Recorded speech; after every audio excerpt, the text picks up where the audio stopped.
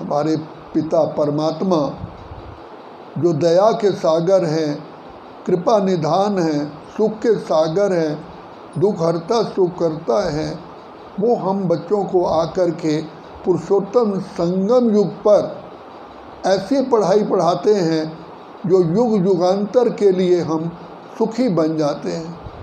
बाबा कहते हैं बच्चे, जैसे बाप अविनाशी है, तुम बच्चे भी अविनाशी हो, और मुझ अविनाशी बाप द्वारा जब तुम ज्ञान सुनते हो वो भी तुम्हारा खजाना अविनाशी है, जिसे कोई चोर लूट नहीं सकता। बाबा कहते 21 जन्मों की तुमको बच्चे राजाई देने के लिए आया हूँ। कितना तुम्हें नशा और खुशी होनी चाहिए। बाबा कहते हैं बच्चे, मैंने तुमको कोटि कोटि आत्माओं में से चुना है तुम्हें लायक बनाने के लिए। तुम पर मेरी बहुत बड़ी उम्मीद है। तुम विश्व के उद्धार मूर्त हो, आधार मूर्त हो, तो ऐसी आधार मूर्त उद्धार मूर्त आत्माओं के ऊपर कितनी बड़ी जिम्मेवारी है। तो बाबा कहते हैं बच्चे, तुम्हारी तो बुद्धि में आना चाहिए, हम स्वर्ग धरा पर लाएंगे, हम स्वर्ग धरा पर लाएंगे।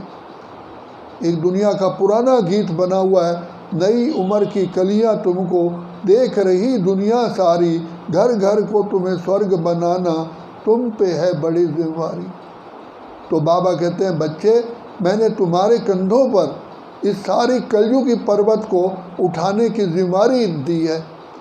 तो जो बाबा के आज्ञाकारी, वफादार, ईमानदार, फरमानदार बच्चे हैं, वो कल्प कल्प की विजयी आत्माएं बनती हैं। तो बाबा कहते हैं जब मेरी पूजा होती है तो उनकी भी पूजा साथ होती है शालिग्राम के रूप में।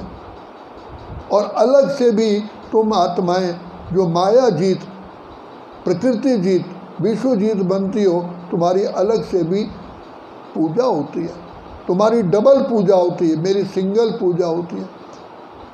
हर बाप चाहता है मेरा बच्चा मेरे से भी ऊंच बने। तो बच्चे, ये बाप जो इतने सारी सृष्टि के रचयिता हैं, तुम बच्चों को अपने से भी ऊंचा बनाते हैं। तो बाबा खुद आके कहते हैं वर्तमान समय, मैं गुलाम मैं गुलाम मैं गुलाम तेरा। देखो बाबा कितने निरहंकारी हैं, जो प्यार के सागर, दया के सागर हम बच्चों की सेवा में वर्तमान समय उपस्थित है। तो इसलिए बाबा कहते हैं जानो अपने आप को, पहचानो अपने बाप को। अगर बाप का कहना नहीं मानोगे, ये भी बहुत बोझा चढ़ता है सिर पर कि भगवान पिता परमात्मा कहे और हम ना माने। तो इसलिए बाबा की आज्ञा सिर माथे। तो मातेश्वरी मम्मा ने जब बाबा को पहचाना, पहला दिन से ही बाबा की शिक्षाएं को कहा ये सब शिक्षाएं मेरे लिए हैं। तो बाबा पर बलिहार गई। बलिहार जाने का मतलब यही है कि जो बाबा कहे जी बाबा, हाँ बाबा, अभी बाबा, बाकी तो बाबा बैठा हुआ है।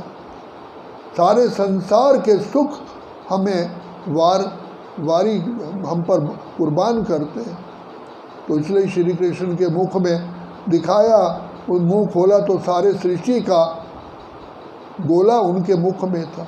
तो बाबा कहते तुम इस समय पर सारी सृष्टि पर राज्य करने के लिए बाबा ने तुमको ऑफर किया, और शिक्षा भी दे रहे हैं, लायक भी बना रहे हैं, कलाएं भी हमको दे रहे हैं। तो बाबा हम बच्चों की सेवा पर वर्तमान समय उपस्थित है। तो हम कितनी खुश नसीब आत्माएँ हैं जिनको रोज़ बाबा पढ़ाने के लिए आते हैं। बाबा ने तो हमको सहज राजयोग सिखाया है, कोई कठिन मार्ग बताया ही नहीं है। घर गृहस्थ में रहते हुए कमल फूल सम्मान रहो। देखा गया है जो बाबा की शिक्षाओं को सही रीति से धारण करते हैं, वो अपने आप ही उनकी जीवन कमल फूल सम्मान बन जाती है। अतीन्द्रिय सुख के झूले में झूलते हैं, उनके पास खुशी का खजाना, आनंद का खजाना, शक्तियों का खजाना जमा हो जाता है। तो बाबा कहते हैं बच्चे, जब तुम्हें कोई शक्ति की ज़रूरत हो, जो मान लो हमें सहन शक्ति चाहिए, अगर सहन शक्ति हमारे समय पर काम आती है तो माना वो शक्ति हमारे अधिकार में है। किसी बात को समा जाना है, आप समा गए तो माना वो समाने की शक्ति आपके अंदर आ गई। ये है शक्तियों पर हमारा अधिकार, सहन शक्ति, समाने की शक्ति। हमें ज़रूरत है निर्णय शक्ति की और हम परखने में लगे हुए हैं। तो बाबा कहते हैं नहीं, समय पर तुम्हारी निर्णय शक्ति, बुद्धि, विवेक शक्ति काम करे, इसको कहते हैं निर्णय शक्ति तुम्हारे कंट्रोल में। तो जितनी भी शक्तियां हैं, जब तक हमारे अधिकार नहीं होगा तो हम सृष्टि पर राज्य नहीं कर सकते। तो बाबा कहते हैं बच्चे, इस योग बल से, ज्ञान के बल से, तपस्या के बल से, सेवा के बल से इन सब शक्तियों को अपने अधिकार में ला सकते हो। कितनी वंडरफुल बात है। बाबा कहते हैं देखो, द्वापर युग से तो धन दान करने से अल्पकाल के लिए राजा रानी बनते हैं, और वो भी दुख की दुनिया में। तो बच्चे, तुमको तो सुखधाम का बाबा मालिक बनाने के लिए, सुखधाम जिसे स्वर्ग, हेवन, पैराडाइज, बैकुंठ, बहिष्ठ, जन्नत, राम राज्य कहा जाता।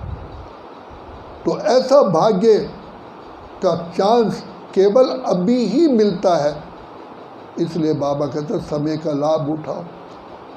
सिर्फ क्या करो, व्यर्थ नहीं सोचो, व्यर्थ नहीं बोलो, व्यर्थ में अपना समय नहीं गवाओ। संकल्प, समय, शक्तियाँ, ये सब व्यर्थ गवाओ, व्यर्थ नहीं करो। बाकी समर्थ तो हमें करना ही है। अच्छा, ओम शांति।